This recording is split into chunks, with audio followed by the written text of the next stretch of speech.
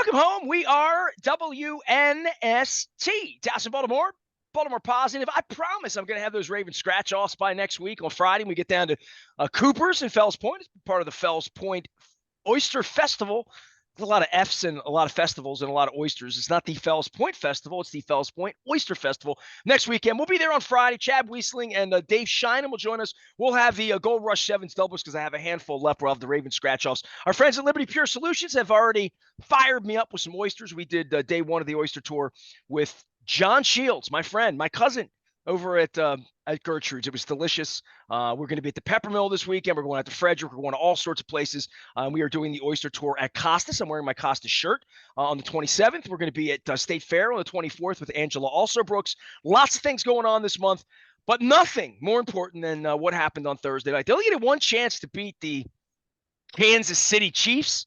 They took their crack. When is an inch a foot? Well, it's when you step on the line as time expires. My wife fell asleep. She woke up middle of the night. She said, "Who won? What happened?" I'm like, you're going to have to read about it because it's just it was too much. Too much went on at the end of the game. Luke Jones joins us now to discuss and break down what will be, and you and I have talked about this for 8 friggin' months. They're 0-1 for the next 10 days, and they will not get a chance to make this right until such point in late January where they would have an opportunity to do that.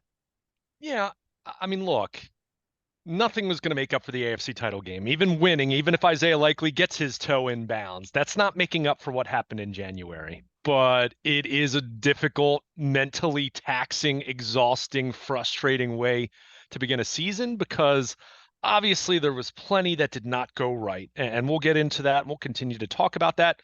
Much of it was predicted or expected, like the offensive line's choppiness, although I thought the group was better in the second half, but clearly that was an issue.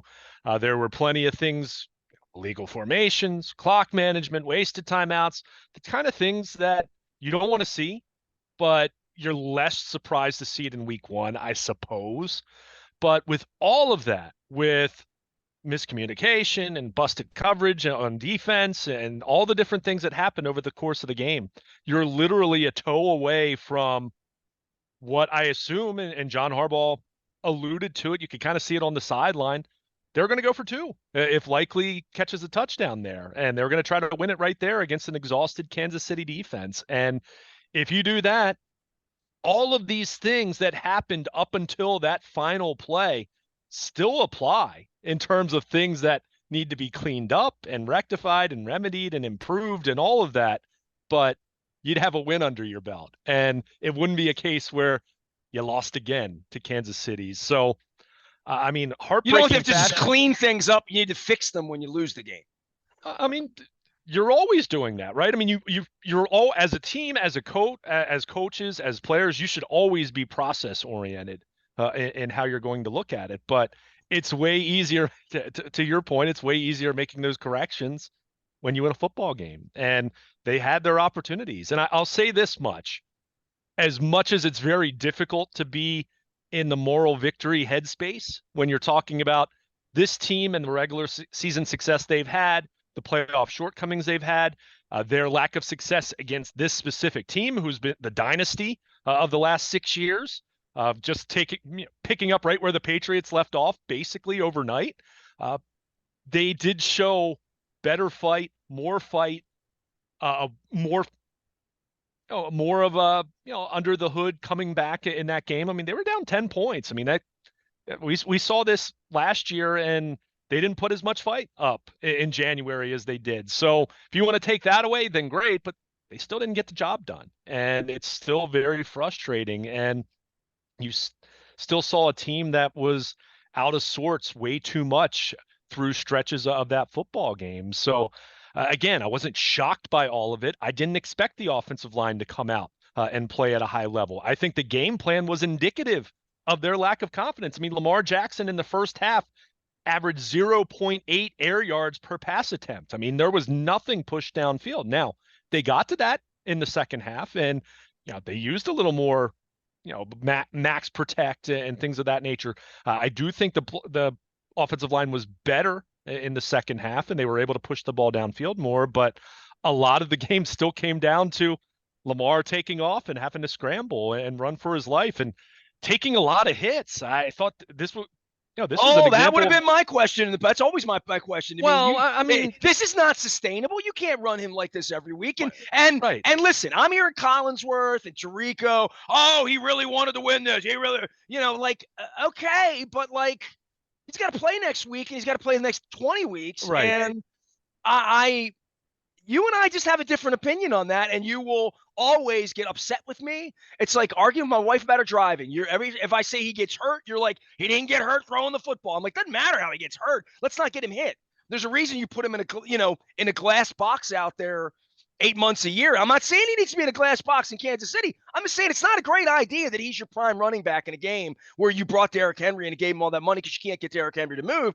And this better be better than a screen pass offense. I mean, that miracle pass down the right sideline at the end that set this whole thing up. I mean, there were times in the game where I'm like, do they have a forward pass? Because they don't feel confident enough to use it. Lamar's just chucking the ball down the field, just literally throwing it and praying. There's not really an open receiver. It's go up and win it. Yeah, I didn't like the passing game, you and I can argue. I like the passing game when they're scoring 50 points against the Rams, and last year when they're in 2nd and 1, but they're only in 2nd and 1 and 2nd and 2 when that running game's working, and when that running game been working. Lamar's running for his life. That's 6 years into this. And I tweeted this in the 3rd quarter when they're getting their ass kicked. 6 years into this, 3 offensive coordinators into this, their best play is still him playing street ball. I mean, literally. I mean, that's the best chance for them to do something besides 3 yards in a cloud of dust, or maybe worse, 1.8 yards in a cloud of dust, is him doing razzle-dazzle or them doing misdirection things that give Lamar the opportunity to run. Because if he has the opportunity to run, you freeze everybody. And so that gives him the chance to throw over your head, right? But it's all about Lamar's hips and the ball and the sleight of hand. And I don't know. I mean, the Derrick Henry thing sounded great to me. I'm the guy. They win the Super Bowl. I'll say, I told you so, Eric DeCosta. I have a lot of things to tell him this weekend. But the offensive line, it was worse than I thought it was going to be. How about that? I just sort of had the confidence that it'll be okay. When it's not okay, nothing's going to be okay. Yeah, well, and that's really where it begins. And look, when I was making the comment about Lamar, when I push back on you, it's when I don't think you're seeing the game in the sense that Lamar's not taking as many hits as you're making it out to be. Thursday night, he took a lot of hits. I mean, he lowered his head. He was trying to win the game on his own because they're 10 points, and that's who the kid is, and that's how he wins. That's how he goes. But I disagree. I disagree. He hasn't taken nearly as many hits in recent years. That what we saw on Thursday night reminded me of his first year. I mean, that really reminded me of his first year. That was the point I was making. Look, when it comes down to it, if you're not able to move the ball in other ways, and let's be clear, this offense has had plenty of success over the last 5 years. It has not been Lamar running the ball this many times every single week. It just hasn't. I'll continue to reject and push back you saying that because that just inherently has not been true. He has run significantly less. Even Thursday night, it was so much scrambling. There were some design runs early in the game that I think caught Kansas City up by surprise. But by and large, when you look at the final rushing totals, 16 carries, most of that was the product of scrambles. But the point I was trying to make in recent years, it feels like Lamar was doing a much better job of getting down, avoiding contact. He wasn't avoiding contact at all on Thursday night. Greg Roman would send him into it. Greg Roman would use him as a halfback, right? Like that they stopped that. I mean, after the second year he got hurt, he wasn't going to do that anymore. I'm sure Harbaugh just went in and said, he's not our running back, and we're not going to use him that way. And that's the point I was trying to make more than anything here. Look, Derrick Henry did not find much running room. I mean, he just didn't. His longest run was 9 yards. I mean, he carried the ball 13 times. They were down most of the game. Go look at the Tennessee Titans and usage. When they're trailing, Derrick Henry's not on the field as much because he's not offering a whole lot as a receiver. He's not someone who does much in pass protection. I mean, give Justice Hill a lot of credit. My goodness, he's blocking Chris Jones at the end of the game, which, it's quite a choice in terms of sliding protection, but Well, they were Chris able Jones to. is making the choices. That's how good their defense is. He decides, I want the 6'9", 400-pound guy that shouldn't be playing guard, and I'm going to go beat his ass on a quick Right. snap. Well, You know, that's where Kyle Hamilton could really be effective in various sure. ways because of his all the speed, strength, agility, moves, all that kind of stuff. That when you play an elite defender and you have any weakness on the offensive line and they're multiple, and they have Steve Spagnuolo making $6 million a year being a coordinator, they're you're going to be in for a challenge on every single snap because they have Ray Lewis. They have a wrecking machine. Yeah, I mean, and I think specifically with the offensive line, I think the left side now, Ronnie Stanley with the illegal formation penalties and how that was being called, which was wild. I mean, it was wild, especially, I'm not someone who complains about officiating very much. I hate that, quite frankly, but you do have to wonder when the Ravens being called for that, and you see Jawan Taylor, the way he's lining up on the opposite side, it did not feel like it was being called the same way. Ronnie Stanley probably going to be getting a FedEx from the league, with some of his comments after the game. However, point I was trying to make, I think the left side of the line held up okay. I think Ronnie Stanley, from a blocking standpoint, I did not see him have major issues. Now, lining up is another thing. The right side of the offensive line, and you alluded to it with Daniel Faalele at right guard, whether it was McCary, Rosengarten did not play a whole lot, but he really struggled when he was out there. That right side of the offensive line, they've got to figure that out because, I mean, it's Kansas City has good defense. To your point, Chris Jones is one of the best players in the league. He's an absolute wrecking machine at the defensive tackle / move out and play defensive end position. But they've got to figure this out because what they did on Thursday night, I'll agree with you. You've talked about this a lot. How they had to play on Thursday night. And look, again, they were a toe away from potentially stealing one that they were down 10 through much of the second half. But that is not how you want to have to play every week. I mean, you don't want to be in a position where Lamar has to run that much and is taking that many hits. I mean, it's just the truth. You want Lamar to I'm the first to say I don't want to take that away from Lamar, but I don't want to have to rely on it to that degree every single week. And I think private, they would say that as well. So, with Derrick Henry, and this is one of the reasons why I wasn't over the moon thinking this was dramatically transforming them. Here we go. Week 1 and you're already right and I'm wrong. Here we go. No, that's not what I'm saying at all. But what I'm saying is for what he does, you've got to be on schedule. Like, he's not going to be much of a factor when you're trailing in a football game. He wasn't even on the field at the end of the game. And he's not going to be a factor if the right side of your line's getting pushed backwards. And sure. Or if the left side of your line is misaligning and putting you in 1st and 15 and 1st and 20. That's not going to work for this offense. I mean, I have to think at this point that the illegal formation thing is going to sort itself out one way or the other. We see this every year, or not every year, but every so often. I remember a few years back, it was illegal contact was a major point of emphasis. They called a whole bunch of them around the league first few weeks. Like hand checking in the NBA. Yeah, they all have it, right? Ball game in baseball at the beginning of the year. And then it kind of regresses back to the mean, and you kind of forget about it after that. But where is the line? What's the friggin' rule for what we've seen to be this flying V formation for years, where every outside lineman is trying to get a step back to give themselves more room in a passing down? Well, I think what's happened is it's become a flying V. It was always, it was never a perfectly, at least for years and years, it hasn't been a perfectly straight offensive line. We understand that, but when you're looking at it and you're seeing the tackles in recent years, and I'm not saying the Ravens, just in general, you're seeing the tackles are lined up like halfbacks, 2 yards behind the ball, 2 yards behind the center. That's what they're trying to cut out.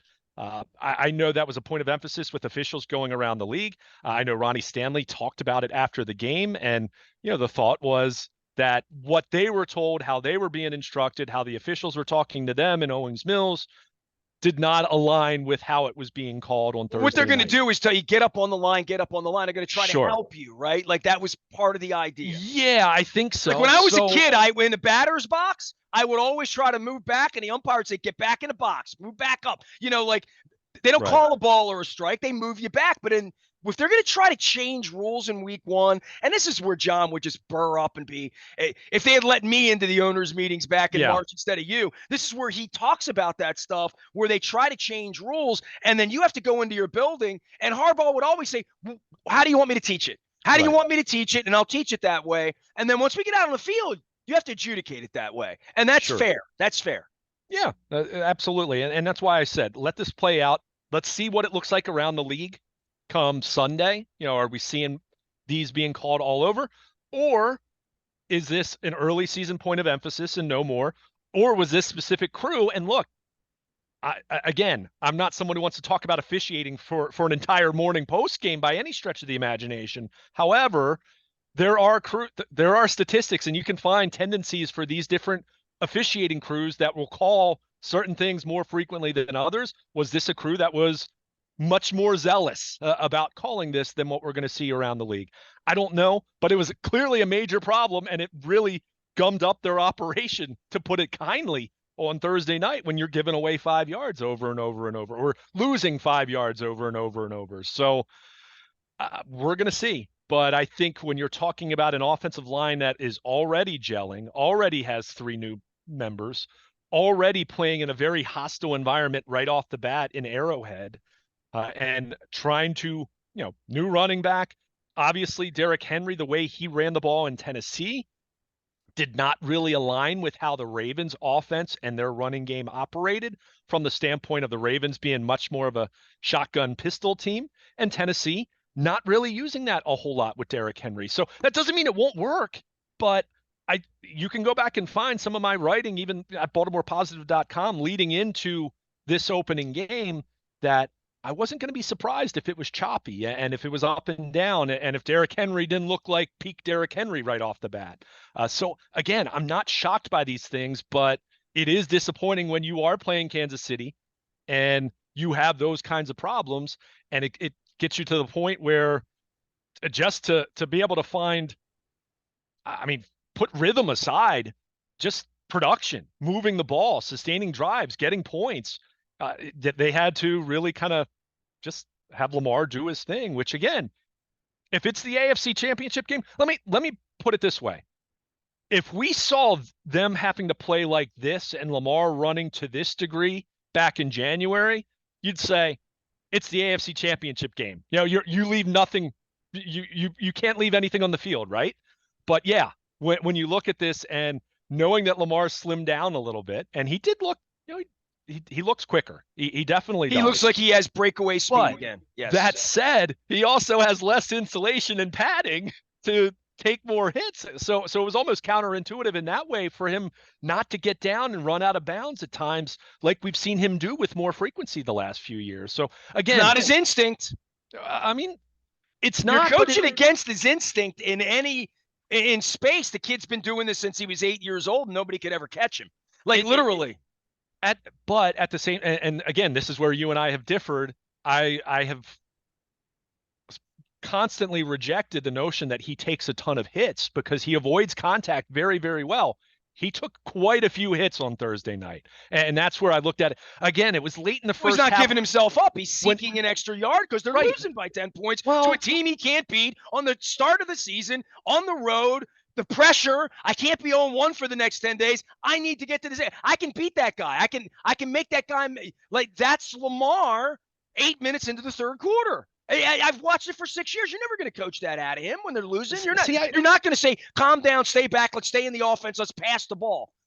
They did at the end, which was, heartening. He wouldn't have been able to do that in 2018 or 19. But I don't know that he's got the best personnel around him that he's had. He came into this with Marshall Yanda and a whippersnapper, Ronnie Stanley and other guys, Orlando Brown. I don't know. Linderbaum's good. He's in the hall. He's really good. Yeah. Yeah. He's in the hall of top 5 centers in the league right now. But the rest of this is you taking a $50 million car out with tires that may or may not hold up for the trip. Right. I mean, we're going to see. And again, it's one game. It's one game. And our tone, everyone's tone would be different if Isaiah Likely caught that football. That's why I said it's important for the team itself, players and coaches, to be process oriented here and not just, hey, we were only a toe away. Yes, they were only a toe away, but all these things we're talking about still would have applied, even if Isaiah Likely scores a touchdown there, and it's a much happier Friday, Saturday, Sunday in Baltimore, and certainly a much happier football team getting, the back end of a Thursday night game where you get the couple extra days of rest. So, there was a lot of good.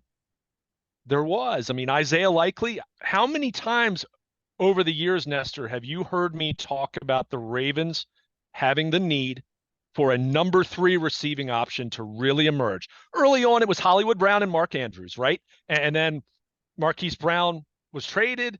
They had the year where Bateman was the guy for the first 3 weeks until he got hurt, and then they had the wide receiver crisis the rest of the year. Now they have Zay Flowers, Mark Andrews, who was very quiet on Thursday night, but he's still Mark Andrews, right? I'm not writing off, not jumping to major conclusions there. But what we had seen in his first 2 years for Isaiah Likely was someone who was really a non-factor in their offense when Mark Andrews was upright, healthy, and on the field.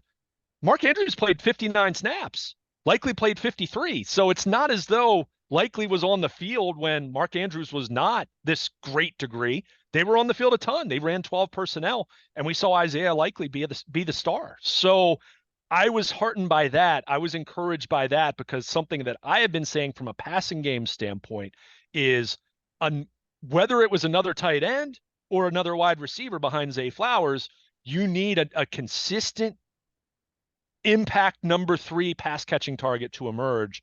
And Isaiah Likely was certainly that on Thursday night. So I like seeing that.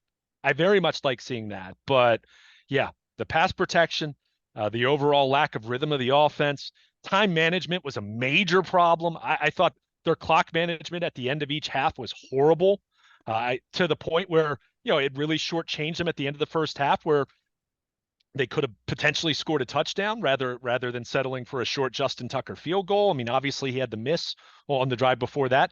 And throughout the fourth quarter, now they moved the ball and they got the field goal to get themselves within 7, but boy, they just took so much time. And then when you factor in the fact that they blew 2 timeouts early in the second half, I mean, you just really put yourself behind the 8 ball to the point where when Patrick Mahomes caught his own pass, and that allowed the clock to run down to the 2-minute warning. At that point, you knew the Ravens were really going to be behind the 8 ball clockwise. And look, they got down the field. Give them credit for that. They made the pass protection work as much as it possibly could, I suppose, given where they are, and Lamar doing his thing, and they made it work. But again, the degree they made things tough on themselves most of the night with a lot of self-inflicted mistakes. And I mean, give Kansas City credit. They were the better team, but it's frustrating because you saw, even with everything we've laid out, they had a chance. If they had just done a couple things better along the way, they could have put themselves in an even better position to win a football game than, a toe being on the line with no time remaining. Luke is writing. I am writing. It is a weird weekend. We got football weekend on Sunday. We're going to figure things out next week. Long week next week. The Orioles are going to play 9 more times before the Ravens get after it. So you have an opportunity to do that. We're doing oysters every day. It's all on behalf of our friends at Liberty Pure Solutions, 1-800-Clean Water. I will be talking a lot about Liberty Pure Solutions and about oysters and oxygenating the bay. John Shields hosted me for Oyster One at Gertrude's on Thursday. There's going to be a litany of places you can follow along on social media. The hashtag is MD oystertour.com. Meanwhile, Crab Cake Tour still rolling. We are at Cooper's next Friday for the Oyster Festival down at Fells Point. We're going to be at State Fair on the 24th with Angela Alsobrooks. 27th, we're going to be at Costas. All month long, we're getting out and about, eating crab cakes, chatting with folks. John Sarbane's going to join us at Fadley's. Angela Alsobrooks is going to join us. I'm working on Larry Hogan. I don't know when he's going to join us. Wes Moore, chasing governors down. And Luke's going to be covering some baseball this week as well as some football. So we have a lot of things going on around here. All of it brought to you by our friends at the Maryland Lottery in conjunction with Jiffy Lube Multicare and our 26th anniversary. And I just got to get an approval on the oyster and the crab and the candle by next week. And we'll have all that stuff up at the front of the website. All of that as well brought to you by Curio Wellness and Far and Dotter. He is Luke. He is Baltimore Luke. I am Nestor. We are in the midst of a very significant 6 to 8, maybe 9-week period here of sports over the next 2 months. We are, he's shaved and rested. I'm shaved, unrested. I'm writing a whole bunch of stuff. He's writing a whole bunch of stuff. We are BaltimorePositive.com. Stay with us. We got plenty more football ahead.